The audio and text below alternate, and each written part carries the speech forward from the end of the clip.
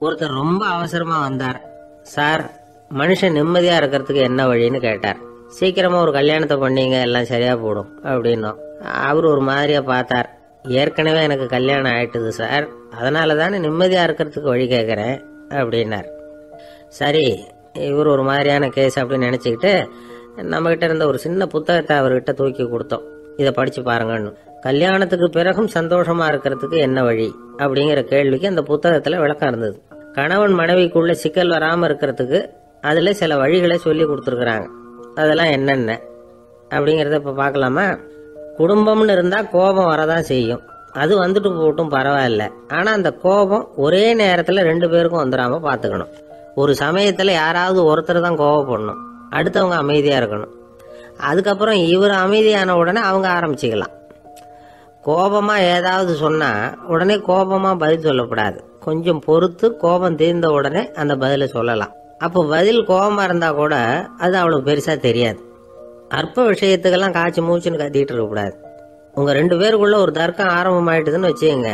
கடுமையா 2 பேரும் விவாதம் பண்றீங்க. உங்கள ஒருத்தர் இதுல ஜெயிக்கணும்னா அது நீங்களா இருக்க வேணாம், அடுத்தவங்க ஜெயிக்கிறதுக்கு நீங்க துணையா இருங்களேன். அப்படின்னா நீங்க கொஞ்சம் விட்டு கொடுக்கணும், அவ்வளவுதான். ஏதாவது குத்தம் சொல்லணுமா, செஞ்ச தப்ப சுட்டி காட்டணுமா, விமர்சனம் பண்ணணுமா, பண்ணுங்க, வேணான்னு சொல்லல. ஆனா சொன்னதை அப்படி சொல்றத கொஞ்சம் அன்பா இதமா சொல்லுங்க. எப்போ நடந்த தவறுகளை எல்லாம் இப்போ போய் மறுபடியும் ஞாபகப்படுத்திட்டு இருக்க வேண்டாம். நான் அப்பவே சொன்னேன் இந்த புடவை வேணாம்னு, நீங்க தான் கேட்கல, இப்ப பாருங்க கிழிஞ்சு போச்சு இப்படின்னு கத்துனாங்க ஒரு அம்மா. எப்போ சொன்னீங்கன்னு கேட்டா ஒரு 10 வருஷத்துக்கு முன்னாடி தீபாவளி சமயத்துல அப்படிங்கிறாங்க.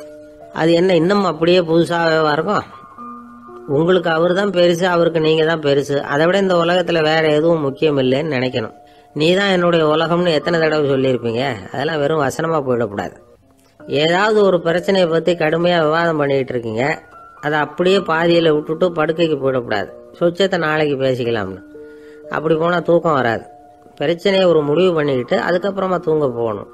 ஒரு நாள்ல ஒரு தடவையாவது உங்க ஜோடியை பாராட்டி நல்ல விதமா கனிவா ஒரு வார்த்தை சொல்லணும் அப்படின்னு தீர்மானம் பண்ணீங்க. ஏதாவது தப்பு பண்ணிவிட்டீங்கன்னா பரவாயில்ல, அதை ஒத்துக்கிறதுக்கும் மன்னிப்பு கேட்கறதுக்கும் தயாரா இருக்கணும். அது ஒன்றும் கேவலம் கிடையாது. வீட்டுக்குள்ளதானே கேட்க போறீங்க, வெளியில யாருக்கு தெரிய போதும்? எப்படியோ உங்களுக்குள்ள ஒரு சமரசம் ஆனா சரிதான். ஒரு தகராறுன்னு எடுத்துக்கிட்டா குறைஞ்சபட்சம் அதுக்கு 2 பேர் தேவை. தனியாவே உட்காந்துக்கிட்டு நான் இப்ப தகராறு பண்ணிட்டு இருக்கிறேன் அப்படின்னு யாரும் சொல்ல முடியாது. 2 பேர் தகராறு பண்றாங்கன்னா பொதுவா அந்த 2 பேர்ல யாரு அதிகமா பேசுறாங்களோ அவங்க பேர்ல தான் தப்பு இருக்கும். அதை மனசுல வச்சுக்கணும்.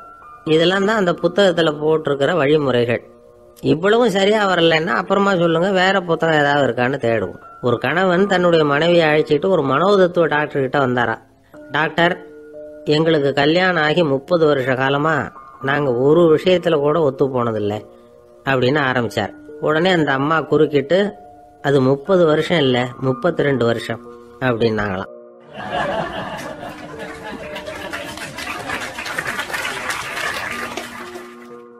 சில பேரை இப்படி சொல்றது உண்டு. அடுத்தவங்களை அனுசரிச்சு நடந்துக்க தெரியல, அவன் என்ன சார் மனுஷன் அப்படிம்பாங்க. சக மனிதர்களோட எப்படி பழகிறது அப்படின்னு தெரியாததுனாலேயே பல பேர் இன்னைக்கு சங்கடப்பட்டுக்கிட்டு இருக்கிறாங்க. வசதி வாய்ப்பெல்லாம் சரியா இருக்கும், ஆனா வாழ்க்கை சரியா இருக்காது. இன்னொருத்தர்கிட்ட எப்படி பேசுறது பழகிறதுங்கிறது தெரியாததுனாலதான் இந்த அவஸ்தை. சரி, இந்த அவஸ்தை இல்லாம வாழறது எப்படி? இதுக்கு அனுபவசாலிகள் சில வழிமுறைகளை சொல்றாங்க. அதெல்லாம் என்னென்னங்கிறத இப்ப தெரிஞ்சுக்குவோம். முதல்ல நம்ம நாக்கு நம்ம கண்ட்ரோல்ல இருக்கணும். வார்த்தைகளை கொட்டி விட்டு அதுக்கப்புறம் அள்ள முடியாம கடந்து கஷ்டப்படக்கூடாது. எப்படி பேசுறோங்கிறதும் முக்கியம், பேசுறப்ப எப்படி முகத்தை வச்சிருக்கிறோங்கிறதும் முக்கியம். அன்பா பேசினாலும் நல்லா இருக்கும். அப்படி பேசுறப்ப ஆதரவா அவர் தோள் மேல ஒரு கையை போட்டுக்கிட்டு பேசினா இன்னமும் நல்லா இருக்கும். 2வது விஷயம், இன்னொருத்தர்கிட்ட பேசுறப்ப வாக்குறுதிகளை அள்ளி வீசக்கூடாது. கொடுக்கற வாக்குறுதி குறைச்சலா இருக்கணும். அப்படி கொடுத்த வாக்குறுதியை கண்டிப்பா நிறைவேற்றணும். நாம ஒருத்தரை பாராட்டுறோம் அல்லது அவரை பத்தி அபிப்பிராயம் சொல்றோம்னா அது ஆக்கப்பூர்வமா இருக்கணும். நம்ம பாராட்டு அல்லது விமர்சனம் அடுத்தவருடைய முன்னேற்றத்துக்கு உதவுறது மாதிரி இருக்கணும். நாம சொல்றதை கேட்டுட்டு அவன் தலையில கையை வச்சுட்டு உட்காந்துடக்கூடாது. எப்பவும் உற்சாகமா இருக்கணும், முகம் மலர்ச்சியா இருக்கணும். மனுஷன் இருந்தா வருத்தம், கவலை, ஏமாற்றம் எல்லாம் இருக்கதான் செய்யும். அதெல்லாம் மனசுல இருக்கட்டும். அந்த வருத்தமும் கவலையும் ஏமாற்றமும் சேர்ந்துக்கிட்டு நம்ம முகத்தில் இருக்கிற மலர்ச்சியை மூடி மறைக்கிறதுக்கு நாம் இடம் கொடுத்துடக்கூடாது. எந்த விஷயத்தை பற்றி யாருக்கிட்ட பேசினாலும் வெளிப்படையாக பேசணும், திறந்த மனசோட பேசணும். மூடி மறைச்சி முன்னு மூழ்கிக்கிட்டு இருக்கக்கூடாது. இன்னொருத்தர்கிட்ட பேசுகிறப்போ விவாதம் பண்ணுங்க, அது தப்பு இல்லை. ஆனால் வாதாடிக்கிட்டு இருக்கக்கூடாது. அதாவது என்ன சொல்கிறாங்கன்னா, டிஸ்கஸ் பண்ணலாம், ஆர்கியூ பண்ணக்கூடாது. நம்மக்கிட்ட இருக்கிற நல்ல குணங்களை நாம் எடுத்து சொல்லிகிட்டு இருக்கக்கூடாது. அந்த நல்ல குணங்களே நம்மளை பற்றி எடுத்து சொல்லணும், அது மாதிரி நடந்துக்கணும். அதே மாதிரி அடுத்தவங்க கிட்ட உள்ள கெட்ட குணங்களை பற்றி அவசியம் இல்லாமல் நாம் பேச வேண்டியதில்லை. உங்களை பற்றி யாராவது தப்பாக பேசுகிறாங்களா, அப்படி அவங்க பேசுகிறதுல உண்மை இல்லையா அப்படின்னா அதை நீங்கள் பொருட்படுத்த வேண்டியதில்லை, விட்டுடலாம். அது தானாக போயிடும். ஒரு 4-5 பேரோட பேசிக்கிட்டு இருந்தீங்கன்னா எல்லாருக்கும் முக்கியத்துவம் கொடுங்க, யாரையும் அலட்சியப்படுத்தாதீங்க. தமாஷா பேசலாம், ஆனால் உங்கள் தமாஷ் அடுத்தவங்களை கேலி பண்ணுறதா இருக்கக்கூடாது. நமக்கு கிடைக்க வேண்டியது கிடைக்கலையே அப்படிங்கிற தவிப்பு நம்மகிட்ட இருக்கக்கூடாது, அது தேவையில்லை. உங்கள் செயல்பாடுகள் தெளிவாக இருக்கட்டும், பாராட்டு தானாக அவங்கள தேடிட்டு வரும். இன்னொரு மனுஷனுடைய மனசில் கௌரவமான ஒரு இடத்த பிடிக்கணும்னா நாம் இந்த குணத்தை எல்லாம் நம்மகிட்ட வளர்த்துக்கணும். இதெல்லாம் அனுபவசாலிகள் சொல்லியிருக்கிற குறிப்புகள். இந்த குறிப்புகளை சரியாக புரிஞ்சுக்கணும், அது முக்கியம். தப்பாக புரிஞ்சுக்கிட்டா என்ன ஆகும் தெரியுமா? இதை கேளுங்க. ஒருத்தர் வந்தார், சார் அடுத்தவங்க தோள் மேலே கையை போட்டுக்கிட்டு அன்பாக பேசணும்னு சொன்னீங்க, அப்படி தான் பேசினேன். அவர் முதுகை கூட தட்டி கொடுத்தேன், என் வேலை போயிட்டுது சார், வீட்டுக்கு அனுப்பிச்சிட்டாங்க அப்படின்னார். யாருக்கிட்ட அப்படி பேசுனீங்கன்னு கேட்டோம். என் முதலாளிகிட்ட சார் அப்படிங்கிறார் ரொம்ப சோகமா.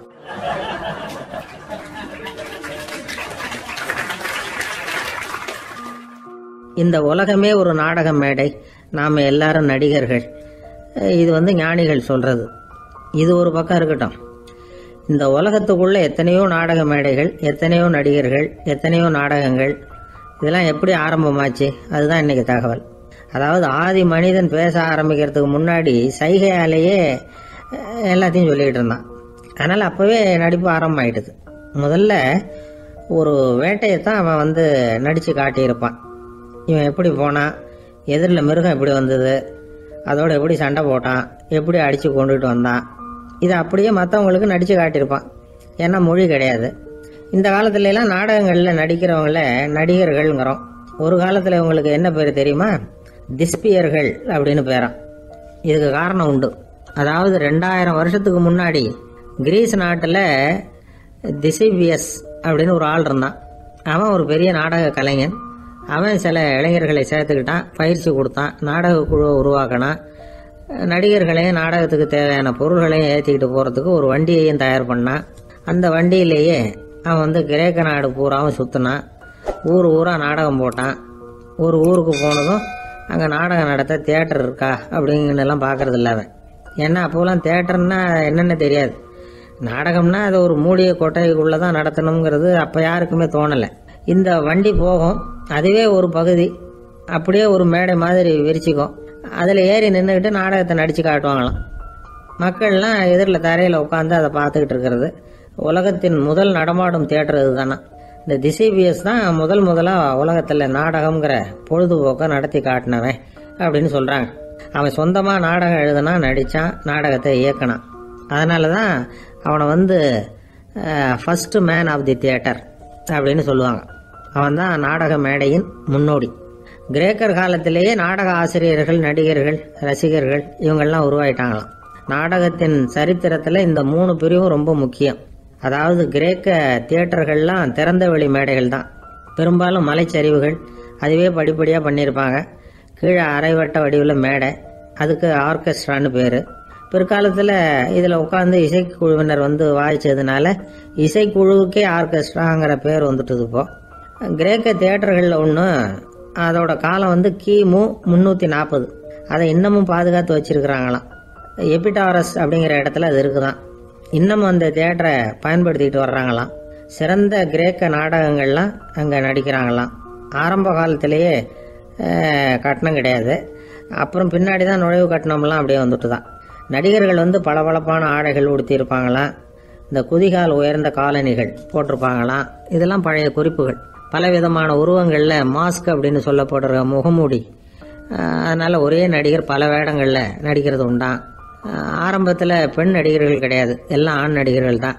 ரோமானியர்கள் தான் முதல் நிரந்தர நாடக மேடையை கட்டினவங்க. அதுதான் முதல் தியேட்டர். கிமு 1048 காலகட்டத்தில் பாம்பிங்கிற நகரத்தில் அதை கட்டியிருக்கிறாங்களாம். கிரேக்க ரோமானிய தியேட்டர்களின் அடிப்படையிலேயே இந்த இத்தாலிய வடிவமைப்பாளர்கள் இந்த குதிரை லாட வடிவில் ஒரு ஆடிட்டோரியத்தை உருவாக்கினாங்களாம். இப்படி அதை பற்றி நிறைய தகவல் இருக்குது. 1576 லண்டனில் இந்த வின்ஸ்பர்ரி, அப்புறம் இந்த பில்ட்ஸில், அப்புறம் ஜேம்ஸ் இப்படிங்கிறவர் முயற்சியால் தான் இங்கிலாந்தில் முதல் தியேட்டர் உருவாச்சான். அப்படி ஒருத்தர் இருந்தாராம்.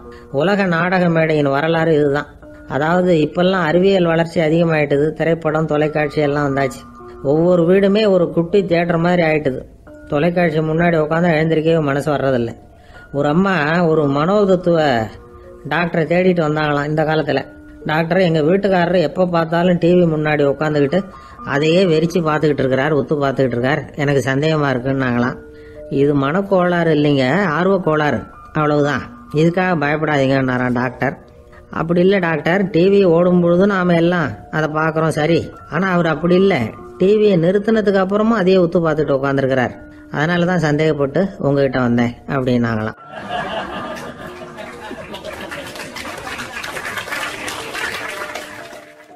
ஒரு சின்ன பையன் வந்தான். அவனை பார்த்து ஒரு கேள்வி கேட்டோம். ஏன்ப்பா உங்கள் வீட்டில் அம்மா புத்திசாலியா அப்பா புத்திசாலியா அப்படின்னு. அவன் அலட்சியமாக நம்மளை பார்த்து சிரிக்கிறான். என்ன சார் இது, இந்த காலத்தில் இது கூட தெரியாமல் இருக்கிறீங்களே அப்படிங்கிறான். ஒரு சின்ன பையன் நம்மளை பார்த்து இப்படி கேட்டு விட்டானே அப்படின்னு நினைக்கிறப்போ நமக்கு ஒரு மாதிரி ஆகிடும். அதுக்கப்புறம்தான் இந்த தாத்தா பாட்டியெல்லாம் சொல்கிற ஒரு கதை ஞாபகத்துக்கு வந்தது. அது என்ன கதை தெரியுமா? ஒரு ஊரில் ஒரு அம்மாவும் பிள்ளையும் இருந்தாங்களாம். அந்த மகனுக்கு திடீர்னு தேசாந்திரம் போய் வரணும்னு ஆசை வந்துட்டுது. ஊராக போய் சுற்றி பார்க்கணுங்கிற ஆசை. அந்த அம்மாவுக்கு இது பிடிக்கல. மகனை பிரிஞ்சு இருக்கிறதுக்கு அவங்க மனசு இடம் கொடுக்கல. வேணாப்பான்னு சொல்லி பார்த்தாங்க, அவன் கேட்கல. திடீர்னு புறப்படவும் செஞ்சுட்டான். சரி, இனிமேல் அவனை தடுக்க முடியாதுன்னு முடிவு பண்ணிட்டாங்க அந்த அம்மா. இருந்தாலும் புத்திசாலித்தனமாக ஒரு யோசனை பண்ணாங்க. மகனை கிட்டத்தில் கூப்பிட்டாங்க. அவங்ககிட்ட சொன்னாங்க, இதை பாருப்பா, நீ தேசாந்திரம் போகிறதுன்னு தீர்மானம் பண்ணிவிட்ட, அதை நான் தடுக்கலை, போயிட்டு வந்துடும். ஆனால் போகிறதுக்கு முன்னாடி எனக்கு ஒரு வாக்குறுதி கொடுத்துட்டு போ அப்படின்னாங்க. போகிறப்போ ராத்திரியாக இருந்தாலும் பகலாக இருந்தாலும் சரி, புளிய மரத்து நிழலில் தான் தங்கணும். திரும்பி வர்றப்போ இரவும் பகலும் நீ வேப்ப மரத்து நிழல்லே தங்கணும் அப்படின்னாங்க. சரி, அப்படியே செய்கிறேன்னு சொல்லி வாக்குறுதி கொடுத்தான் பையன். புறப்பட்டு போனான். போகிற வழியில் புளிய மரத்து நிழல்லையே தங்கினான், தூங்கினான். அப்படி போய்கிட்டே இருந்தான். 7வது நாள் அவன் உடம்பு சுகம் இல்லாமல் போயிட்டுது. ரொம்பவும் பலவீனமாயிட்டான். இனிமேல் நடக்க முடியாதுங்கிற நிலைமை வந்துட்டுது. யோசிச்சு பார்த்தான். சரி, இதுக்கு மேலே போக வேண்டாம் அப்படின்னு முடிவு பண்ணிட்டு திரும்பி வர ஆரம்பிச்சிட்டான். திரும்பி வர்றப்போ வழியில் வேப்ப மரத்து நிழல்லையே தங்கி தங்கி வந்தான். நாளுக்கு நாள் உடம்பு சரியாக வந்துட்டுது. 7வது நாள் வீட்டுக்கு சேர்றான். உடம்பு பழையபடியே கலகலப்பாயிட்டுது. பூர்ண சுகம். தேசாந்திரம் போன பையன் திரும்பி வந்துட்டானே அப்படின்னு அந்த அம்மா ஆச்சரியப்படலை. ஏன்னா அவங்களுக்கு தெரியும் இப்படி ஆகும்னு. பையன் சீக்கிரமாக திரும்பி வரணுங்கிறதுக்காக தான் அவங்க அந்த யோசனையை சொன்னாங்க. என்ன விஷயங்கிறதையும் அவங்களே சொன்னாங்க. மகனே, புளிய மரத்து நிழல் உடம்புக்கு உஷ்ணத்தை கொடுக்கும், சீக்க உண்டாக்கும். அதனால் நீ தொடர்ந்து புளிய மரத்து நிழலில் தங்கினாவே நோய்க்கு ஆளாயிட்ட. அதனால் பயணத்தை முடிச்சுக்கிட்டு திரும்பி வரணுங்கிற முடிவுக்கு வந்துட்ட. திரும்பி வர்றப்போ நீ தங்கினது வேப்ப மரத்து நிழல். அது உடம்புக்கு குளிர்ச்சியை தரக்கூடியது, நோயை தீர்க்கக்கூடியது. அதனால் சுகமாக வீட்டுக்கு சேர்ந்துட்ட. உன்னோட தேசாந்திர பயணத்தை தடுக்கிறதுக்காக தான் இப்படி பண்ணினேன் அப்படின்னாங்களாம் அந்த அம்மா. பார்த்தீங்களா அம்மாவோட புத்திசாலித்தனத்தை? அப்பாவாக இருந்தால் இப்படியா பண்ணுவார்? ஒரு அப்பா பையன்கிட்ட 10 ரூபா கொடுத்து இதை எடுத்துக்கிட்டு அடுத்த ஊருக்கு போய் அங்கே இருக்கிற மாமா கிட்ட இதை கொடுத்துட்டு வாடா, வழியில் எங்கேயாவது மரத்தடியில் படுத்து தூங்கி விடாதே அப்படின்னு எச்சரிக்கை பண்ணி அனுப்புனாராம். பையனுக்கு எச்சரிக்கையாக வாழறது எப்படிங்கிறத கற்றுக் கொடுக்கறதுக்காக இப்படி பண்ணார். அவன் பணத்தை வாங்கிக்கிட்டு போனான். அப்பா சொன்னதை மறந்துட்டு ஒரு மரத்தடியில் படுத்து தூங்கிட்டான். அவனுக்கு தெரியாமல் அவன் பின்னாடியே போன அப்பா அவன் கையில் இருந்த அந்த 10 ரூபாயை நைஸாக எடுத்துகிட்டு வந்துட்டார். அவன் பையில் தானே வச்சுருந்தான், அது தெரியாமல் எடுத்துகிட்டு வந்துட்டார். அவன் தூங்கிக்கிட்டு இருக்கான். எடுத்துகிட்டு ஒரு மறுபடியும் வீட்டுக்கு வந்துட்டார். பையன் முழிச்சுக்கிட்டு பையை தடவி பார்க்குறான், பணத்தை காணும். அழுதுகிட்டே திரும்பி வந்தான். அப்பா கிட்ட விஷயத்த சொன்னான். அப்பா சிரிச்சுக்கிட்டே சொன்னார், அதுக்கு தான்ப்பா ஆரம்பத்திலேயே எச்சரிக்கை பண்ணினேன், இனிமேலாவது நீ ஜாக்கிரதையாக இருக்கணும் அப்படிங்கிறதுக்காக தான் இப்படி பண்ணினேன். அந்த பணம் எங்கேயும் போயிடல, நான் தான் அதை உனக்கு தெரியாமல் எடுத்து வச்சிருக்கிறேன். இதோ பாரு அப்படின்னு சொல்லிட்டு சைடு பாக்கெட்டில் கையை விட்டா அது ஓட்டையாக இருக்குது. அதை எவனோ ஏற்கனவே கத்திரிச்சு எடுத்துகிட்டு போயிட்டான். இப்போ அப்பா முகத்தில் அசடு வழிஞ்சுதான்.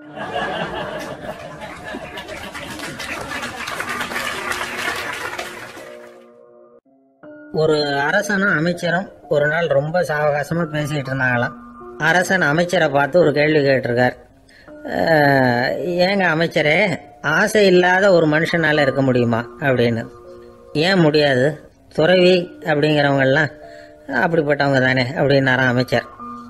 அவங்கெல்லாம் உண்மையிலேயே ஆசையை விட்டவங்க தானா அப்படின்னு கேட்டாரா ராஜா. அப்படிதான் இருக்கணும் அப்படின்னாராம் அமைச்சர். அப்படின்னா ஆசையே இல்லாத ஒரு உண்மையான துறவியை நான் பார்க்கணுமேன்னார். அது என்ன பிரமாதம், அதுக்கு நான் ஏற்பாடு பண்ணுறேன் அப்படின்ட்டார் இவர். சொல்லிவிட்டு உடனே புறப்பட்டு போனார். அங்கே இங்கே தேடினார். அப்புறம் தான் அவருக்கு புரிஞ்சுது உண்மை துறவியை கண்டுபிடிக்கிறது எவ்வளவு கஷ்டமான காரியம்னு. இருந்தாலும் ராஜா கிட்ட சொல்லியாச்சே உண்மை துறவியை காட்டுறேன்னு. இப்போ என்ன பண்ணுறது, ராஜா கிட்ட சொன்னபடி நடக்கலைன்னா அவருக்கு கோவம் வந்துடும். அமைச்சர் ஒரு யோசனை பண்ணார். அவருக்கு ஒரு வழி தெரிஞ்சுது. அதுதான் சரின்னு முடிவு பண்ணார். அதாவது அந்த ஊரில் அவருக்கு தெரிஞ்ச நாடக நடிகர் ஒருத்தர் இருக்கிறார், நல்லா நடிப்பார். அவரை போய் பார்த்தார். இதை பாருப்பா, எனக்காக நீ ஒரு காரியம் செய்யணும்னார். என்னன்னு கேட்டார் அவர். நீ ஒரு துறவி மாதிரி கொஞ்ச நேரத்துக்கு நடிக்கணும். ராஜா உன்னை பார்த்துட்டு போகிற வரைக்கும் நடி, அது போதும். அதுக்காக உனக்கு 10,000 ரூபா தரேன் அப்படின்னார். அவர் எந்த காலத்தில் இவ்வளவு பணத்தை மொத்தமாக பார்த்துருக்கார். அதனால் உடனே சரின்னு ஒத்துக்கிட்டார். அமைச்சர் அரண்மனைக்கு திரும்பி வந்தார். என்ன அமைச்சரே, இன்னுமா ஒரு உண்மையான துறவி கிடைக்கலன்னார். உண்மையான துறவி ஒருத்தரை இப்போ தான் கொஞ்ச நேரத்துக்கு முன்னாடி பார்த்து பேசிவிட்டு வர்றேன். அவர் நம்ம ஊருக்கு வெளியில் குளத்தங்கரையில் உள்ள ஒரு ஆலமரத்துக்கு அடியில் உட்காந்துருக்கிறார் அப்படின்னார் இவர். அப்படின்னா உடனே புறப்படுங்க அப்படின்னார் ராஜா. பரிவாரங்களோடு புறப்பட்டார். அங்கே அந்த மரத்தடியில் அந்த ஆள் வேஷம் போட்டுக்கிட்டு துறவி மாதிரி உட்காந்துருக்கிறான். ராஜா நேராக போனார். அந்த துறவி காலில் பொத்துன்னு விழுந்து வணங்கினார். உடனே ராணியும் அவர் காலில் விழுந்தாங்க. அடுத்தபடியாக அமைச்சர் விழுந்தார். அவருக்கு தெரியும் இது நம்ம ஆள் தான்னு. இருந்தாலும் என்ன பண்ணுறது, நேரம். அப்புறம் பரிவாரங்கள்லாம் துறவி காலில் விழுந்து ஆசீர்வாதம் வாங்கிட்டாங்க. ராஜா அப்புறமா தங்கத்தட்டில் பொண்ணையும் பொருளையும் வச்சு அந்த துறவிகிட்ட ரொம்ப பணிவாக நீட்டுறார். தாங்கள் தயவு பண்ணி இதை ஏற்றுக்கணும் அப்படின்னு வேண்டிக்கிட்டார். அந்த துறவி பற்று இல்லாமல் அதை பார்த்தார். எல்லாத்தையும் திறந்துட்ட எனக்கு இதெல்லாம் எதுக்காக அப்படின்னு சொல்லி அதை மறுத்துட்டாராம். ஆஹா, உண்மையான துறவியை பார்த்துட்டோம் அப்படிங்கிற ஆனந்தம் அரசருக்கு. ரொம்ப நிம்மதியாக திருப்தியாக திரும்பி வந்தார் அரண்மனைக்கு. அதுக்கப்புறம் அமைச்சர் யாருக்கும் தெரியாமல் அந்த துறவிகிட்ட ஓடினார். சொன்ன பிரகாரம் பணத்தை நீட்டினார். இந்தப்பா, நான் உங்ககிட்ட சொன்னபடி 10,000 ரூபா பணம் எடுத்துக்கோ அப்படின்னார். அந்த ஆள் ராஜா கிட்ட சொன்னது மாதிரியே எல்லாத்தையும் திறந்துட்ட எனக்கு இதெல்லாம் எதுக்காக வேணாம் அப்படின்னு விட்டாரான். நடித்த வரைக்கும் போதும்ப்பா, இனிமேல் இந்த நாடக வசனம்லாம் வேணாம், வேஷத்தை கலைச்சிரு, பணத்தை வாங்கிக்கோன்னார். இல்லைங்க, இது வேஷம் இல்லை, இது வசனமும் இல்லை, இது உண்மை. கொஞ்ச நேரம் துறவி மாதிரி நடித்ததுக்கே இந்த தேசத்து ராஜா, ராணி, அமைச்சர், பரிவாரங்கள் எல்லாம் என் காலில் விழுந்து வணங்குறாங்க. அப்படின்னா உண்மையான துறவியாக இருக்கிறது எவ்வளவு பெருமையான விஷயம். நான் உண்மையான துறவியாக ஆக போகிறேன், அப்படி முடிவும் பண்ணிட்டேன் அப்படின்னார் அந்த நடிகர். வேஷம் கூட எப்படிப்பட்ட விளைவுகளை உண்டு பண்ணுது பார்த்தீங்களா. நம்மால் ஒருத்தன் ரொம்ப வசதியாக தான் இருந்தான். ஒரு நாள் அவன் சொத்து பூரா திருட்டு போயிட்டுது. அதுக்கப்புறம் இவன் துறவி மாதிரி ஆயிட்டான். ஊர் ஊராக சுற்றினான். ஒரு குருநாதரை தேடி கண்டுபிடிச்சான். அவர்கிட்ட சீடனா சேர்ந்துக்கிட்டான். அவனை பார்த்து ஒருத்தர் கேட்டார், நீ உண்மையான சீடன் தானான்னு. இல்லைங்க, சீடன் மாதிரி நடிச்சுக்கிட்டு இருக்கிறேன் அப்படின்னா. அது குரு துரோகம் இல்லையா அப்படின்னு கேட்டார் அவர். இல்லைங்க, நான் பண்ணது குரு துரோகம் இல்லை, என் குரு பண்ணது தான் துரோகம். என்னுடைய பணத்தை கொள்ளையடிச்சது இவர் தான். அதை எங்கே வச்சிருக்காருன்னு கண்டுபிடிக்கிறதுக்காக தான் இவர்கிட்ட சீடனா சேர்ந்துருக்கிறேன் அப்படின்னானா.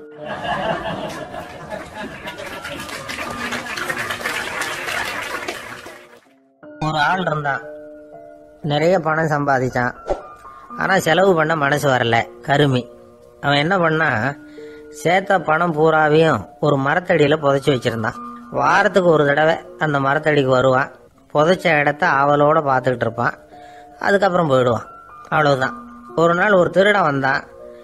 இவன் புதைச்சி வச்சிருந்ததெல்லாம் எடுத்துட்டு போட்டான். இது தெரிஞ்சு போச்சு. அந்த கருமி புலம்ப ஆரம்பிச்சிட்டான். இவன் புலம்பலை கேட்டதும் அக்கம் பக்கத்தில் இருந்தவங்கெல்லாம் ஓடி வந்தாங்க. என்ன விஷயம்னு விசாரிச்சாங்க. இவன் சொன்னான்.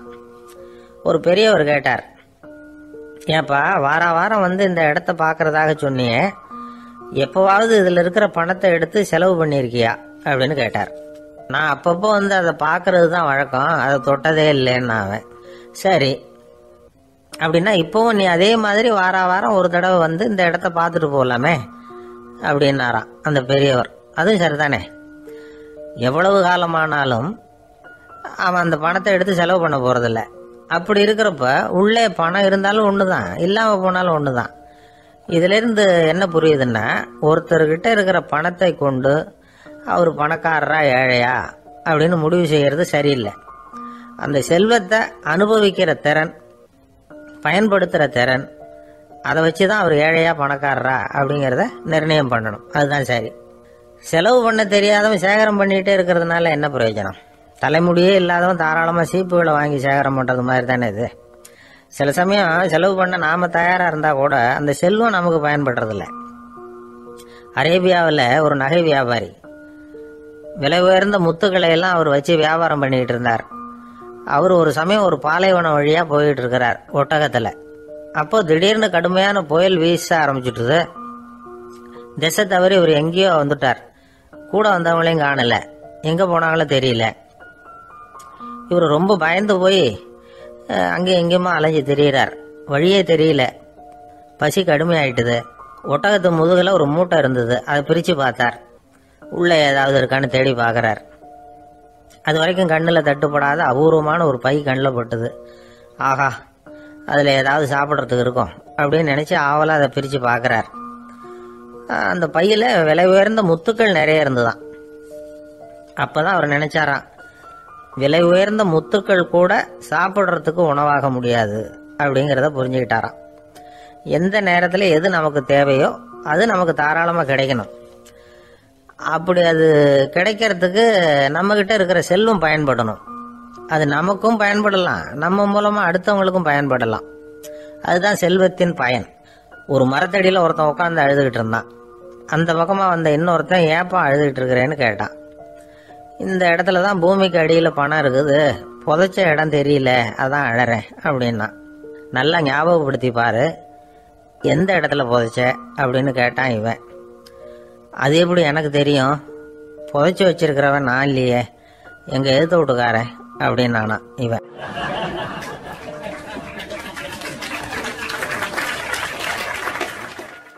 அந்த ஆள் என்னை கண்ணா பண்ணான்னு திட்டி விட்டான் சார். அதை நினச்சா எனக்கு ரொம்ப வருத்தமாக இருக்குது அப்படின்னு சொல்லி கவலைப்பட்டார் ஒருத்தர். இதில் கவலைப்படுறதுக்கு என்ன இருக்குது அப்படின்னார் ஒரு பெரியவர். அவர் ஒரு மகான். என்ன சார் இப்படி சொல்கிறீங்க, ஒருத்தர் நம்ம பார்த்து திட்டுனா வருத்தமாக இருக்காதா அப்படின்னார். அது எப்படி வருத்தமாக இருக்கும், திட்டுறதுங்கிறது என்ன, அது வெறும் சத்தம் தானே அப்படின்னார் அந்த பெரியவர். நம்ம ஆளுக்கு தலையை பிச்சுக்கலாம் போல இருந்தது. இருக்காது அப்படின்னா நமக்கு அப்படி தானே தோணுது. அந்த பெரியவர் சொல்கிறது ரொம்ப பெரிய விஷயம். அதை நாம் புரிஞ்சிக்க முயற்சி பண்ணலாம்னா நடைமுறை வாழ்க்கைக்கு அது ஒத்து வர்றது மாதிரி தெரிய மாட்டேங்குது. இருந்தாலும் அந்த பெரியவர் அதுக்கு என்னதான் விளக்கம் கொடுக்குறாருன்னு பார்ப்போமே. ஒரு ரயில் போயிட்டுருக்கு, அதில் ஒரு சாது போயிட்டுருக்கார். அந்த ரயில் வந்து அவர் ஹரித்வாரம் போயிட்டுருக்கார். அவர் ரயிலில் ஏகப்பட்ட கூட்டம். நம்ம ஊர் ரயில் கேட்க வேணும், டிக்கெட் வாங்கிட்டு கொஞ்சம் பேர், வாங்காத கொஞ்சம் பேர். அது என்னத்துக்கு அனாவசியமாக டிக்கெட் அப்படிங்கிற நினைப்பில் பாதி பேர். இந்த கூட்டத்துக்கு மத்தியில் அந்த சாதுவும் போயிட்டுருக்கிறார். உட்கார்றதுக்காக இருந்த இடத்துல ஒரு ஆள் படுத்துருக்கிறான். கொஞ்சம் முரட்டு ஆசாமி. அவன் காலு பக்கத்தில் கொஞ்சோண்டு இடம் பாக்கி இருந்தது. அந்த இடத்துல இந்த சாது உட்காந்துருந்தார். மெதுவாக உட்காந்துக்கிட்டார் போய். ஆனால் அந்த ஆள் ராத்திரி பூரா இவரை காலால் உதச்சிக்கிட்டே இருக்கிறான். அது இவருக்கு ரொம்ப அவமானமாக பட்டுது. அதனால் துக்கம் ஏற்பட்டது. இருந்தாலும் அதை ஒரு மாதிரியாக சகிச்சுக்கிட்டே இவர் வந்து சேர்ந்தார். பொழுது விடிஞ்சது. அந்த சாது ஹரித்வார் வந்து சேர்ந்தார். அங்கே ஒரு பெரிய ஞானியை சந்தித்தார். ராத்திரி ரயிலில் அந்த ஆள் உதைச்சதையும் அதனால் தனக்கு ஏற்பட்ட துக்கத்தையும் இந்த சாது அந்த ஞானிகிட்ட சொன்னார். சொல்லிவிட்டு, ஏன் சுவாமி, எனக்கு துக்கம் ஏற்பட்டதே அது தப்பா அப்படின்னு கேட்டார். தவறுதான்னார் அந்த ஞானி. உனக்கு இன்னமும் தேக அபிமானம் போகலைங்கிறது தான் அது காட்டுது. அஷ்டாவக்கரர் என்ன சொல்றார் தெரியுமா, உண்மையான ஞானி யாராவது தன்னை வந்தனை செய்தால் அதற்காக சந்தோஷப்பட மாட்டார், யாராவது நிந்தனை செய்தால் அதற்காக வருத்தப்பட மாட்டார் அப்படின்னு சொல்றார். நிந்தனைங்கிறது ஒரு ஒலி தான். தேகாபிமானம் இருக்கிற வரைக்கும் இந்த ஒலி நம்மளை வேதனைப்படுத்தும். நான் தேகம் இல்லை ஆத்மா அப்படிங்கிற நினைவு இருந்தா இந்த ஒலி நம்மளை பாதிக்காது. மனு என்ன சொல்றார் தெரியுமா? ஒரு சாதகன் பாராட்டுதலை விஷம்னு நினைச்சு பயப்படணும், அவமானத்தை அமிர்தம்னு நினைச்சு சந்தோஷப்படணுங்கிறார். அவமானப்பட்டா கவலைப்படாம எப்படி இருக்க முடியும் அப்படின்னு தான் நமக்கு தோணும். அதனாலதான் நம்மள யாரும் இதுக்கு உதாரணமா யாரையும் காட்ட முடியல. புத்தரையும் கபீரையும் உதாரணமா காட்டுறாங்க. அவங்களுக்கெல்லாம் அவமானம் ஏற்பட்டப்போ கவலையே படலையாம். புத்தரை அவமானப்படுத்தணுங்கிறதுக்காக கௌசாம்பி ராணி ஒரு இளம் பெண்ணை கொலை பண்ணி சடலத்தை புத்தர் குடிசைக்கு முன்னாடி போட சொன்னார். போட்டாங்க. புத்தர் தான் அந்த பொண்ணை கெடுத்து கொலை பண்ணி விட்டாருன்னு எல்லாரும் நினைச்சாங்க. ஆனா புத்தர் இதை பத்தி கவலையே படல. அப்புறமா உண்மை தெரிஞ்சதும் புத்தர் புகழ் இன்னும் அதிகமாயிட்டது. ஒரு பெரிய சபையில ஒரு மோசமான பொண்ணு நுழைஞ்சு தனக்கும் கபீருக்கும் சம்பந்தம் உண்டுன்னு சொன்னா கபீர் கவலைப்படல. அவங்க மாதிரியெல்லாம் நாமளும் இருக்க கத்துக்கணும். நிந்தனை, அபகீர்த்தி, அவமானம் எல்லாம் ஆண்டவன் கொடுக்கிற பிரசாதம்னு நினைக்கணும் அப்படின்னு சொல்றார் அந்த ஞானி. இதை கேட்ட இந்த காலத்து ஆசாமி ஒருத்தர், நான் கூட அப்படிதான் சார், யாராவது அவமானப்படுத்தினா கவலைப்பட மாட்டேன். நேத்து கூட ஒருத்தர் என்ன பலார்னு அரைஞ்சுட்டார், நான் கொஞ்சம் கூட கவலைப்படலை, பேசாம வந்துட்டேன்னார். ஏன் அப்படி வந்துட்டீங்க அப்படின்னு. அவர் அரைஞ்சதுலேயும் ஒரு அர்த்தம் இருந்தது, அதனால தான் அப்படி வந்துட்டேன்னார். ஏன் அரைஞ்சாருன்னு கேட்டேன். 10 வருஷத்துக்கு முன்னாடி 15 ரூபா அவர்கிட்ட கடன் வாங்கினேன், அதை கேட்டு கேட்டு பார்த்துட்டு கடைசியாக தான் அரைஞ்சார் அப்படின்னார். ஆண்டவனுடைய பிரசாதம் இவருக்கு அடிக்கடி கிடைக்கும் போல இருக்கு.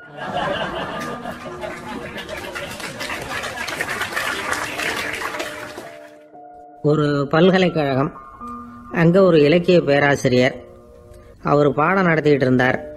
ராபர்ட் பிரவுனிங் எழுதிய கவிதைகளை பற்றி சொல்லிட்டு இருக்கிறார். மாணவர்களும் ரொம்ப அக்கறையாக அதை கேட்டுக்கிட்டு இருக்கிறாங்க. ஒரு குறிப்பிட்ட கவிதையை பற்றி சொல்லும் பொழுது அந்த பேராசிரியருக்கே ஒரு சந்தேகம். அதாவது அந்த கவிதையின் சரியான அர்த்தம் என்னங்கிறதுல சந்தேகம். பேராசிரியர் யோசனை பண்ணார். அந்த கவிதையை முழுசா புரிஞ்சுக்க முடியல. அதனால மாணவர்களை பார்த்து சொன்னார், மாணவர்களே, ஒரு நாள் பொறுத்துங்க, இந்த கவிதையை எழுதின கவிஞர் எங்க வீட்டுக்கு பக்கத்துல தான் இருக்கிறார். இன்னைக்கு சாயந்தரம் நான் அவரை நேரிலேயே போய் பார்க்கறேன், பார்த்து இதுக்கு என்னங்க அர்த்தம்னு கேட்டுட்டு வந்துடுறேன், அதுக்கப்புறம் உங்ககிட்ட சொல்றேன் அப்படின்னாராம். அன்னைக்கு சாயந்தரமே அந்த பேராசிரியர் கவிஞரை தேடிக்கிட்டு போயிட்டார். கவிஞர் அவங்க வீட்டில் அவர் பாட்டு உட்காந்துருந்தாராம். இவர் போய் அவர் முன்னாடி உட்காந்தார். அப்புறம் கேட்டார், ஐயா, அந்த கவிதையின் முழு பொருள் என்னன்னு தெரிஞ்சுட்டு போறதுக்காக வந்திருக்கிறேன் அப்படின்னாராம். எந்த கவிதை அப்படின்னாராம் அவரு. இவர் அந்த கவிதையை சொல்லியிருக்கார். கவிஞர் கொஞ்சம் யோசனை பண்ணிவிட்டு அப்புறம் சொன்னாராம், பேராசிரியரே, நீங்க கொஞ்சம் தாமதமா வந்துட்டீங்கன்னாராம். இவருக்கு ஒன்றும் புரியல. நீங்க என்ன சொல்றீங்க? நான் தாமதமா வந்துட்டேன்னா? நீங்க தான் உயிரோடு இருக்கிறீங்களே, அப்படி இருக்கும்பொழுது நான் தாமதமா வந்துட்டேன்னா அது எப்படி அப்படின்னு இவர் குழம்பி இருக்கிறார். இப்ப கவிஞர் சொன்னாராம், ஐயா, நான் உயிரோட இருக்கிறேன்னா இல்லையாங்கிறது முக்கியம் இல்லை.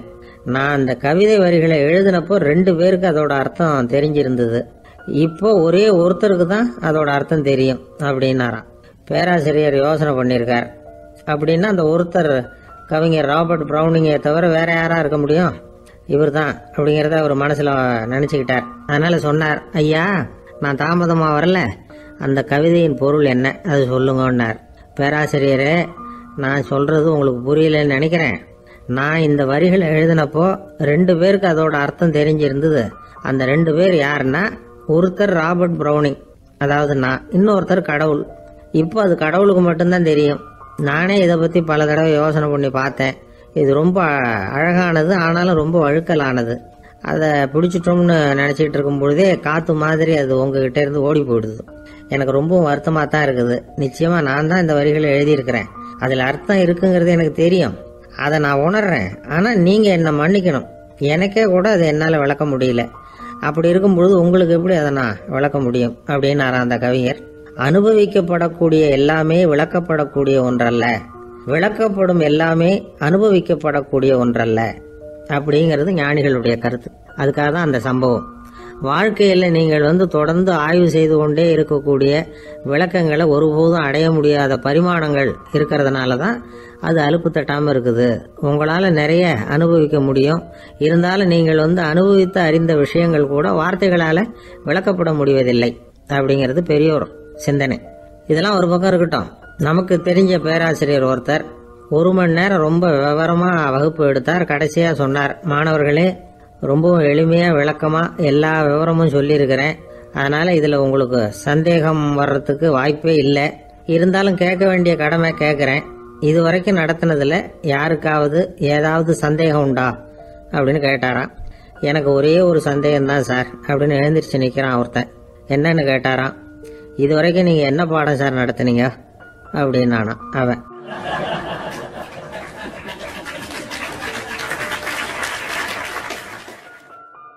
அம்மாக்காரங்களுக்கு அடிக்கடி ஏற்படுற கவலை ஒன்று உண்டு.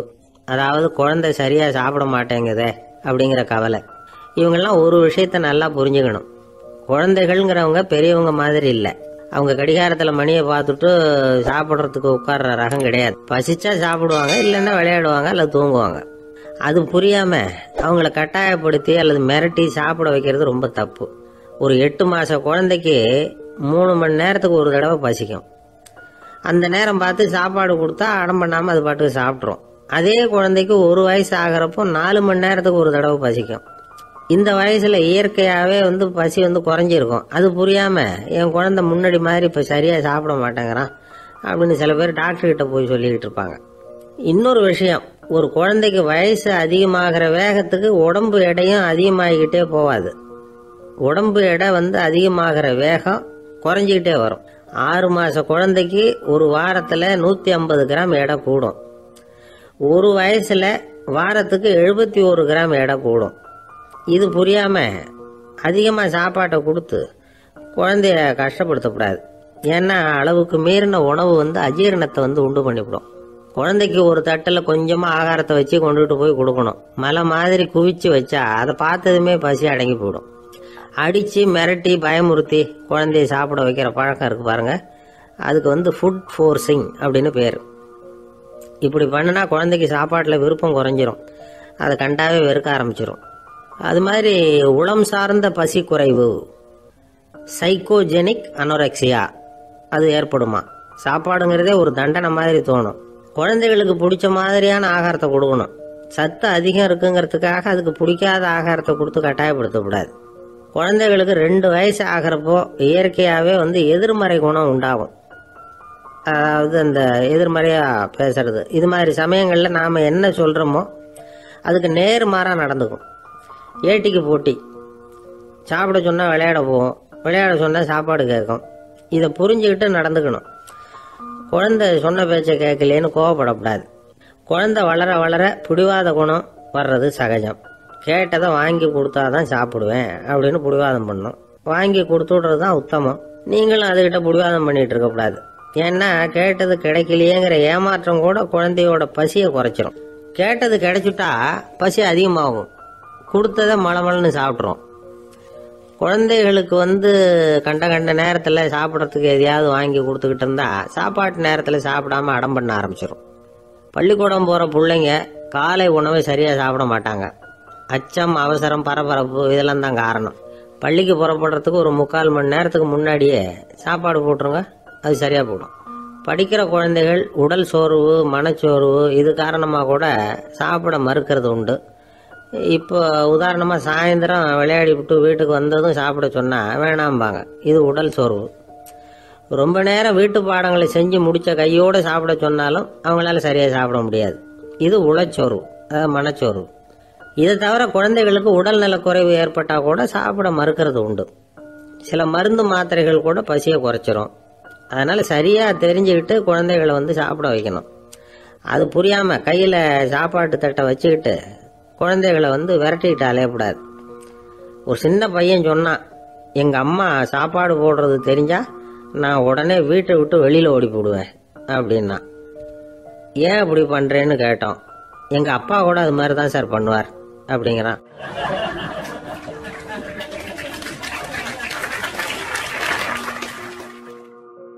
பந்திக்கு முந்தர ஆசாமிகள் நம்மள பல பேர் உண்டு.